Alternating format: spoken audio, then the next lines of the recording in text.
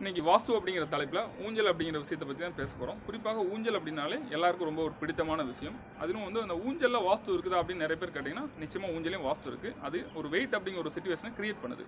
இப்போ வீட்டுக்குள்ளே வந்து ஊஞ்சல் அப்படிங்கிறது வடக்கு மையத்துலேருந்து கிழக்கு மையத்துக்குள்ளே ஊஞ்சல் அமைக்கவே கூடாது. குறிப்பாக வடகிழக்கு பகுதியில் ஊஞ்சல் அப்படிங்கிற விஷயம் வந்துடக்கூடாது. ஏன்னா வடகிழக்கு பகுதியில் ஊஞ்சல் அமைச்சு அதனால் பாதிக்கப்பட்டவங்க அதுக்கூடிய ஃபீட்பேக் கொடுத்துருக்குறாங்க. அதை நீங்கள் தெளிவாக பார்த்துக்கோங்க.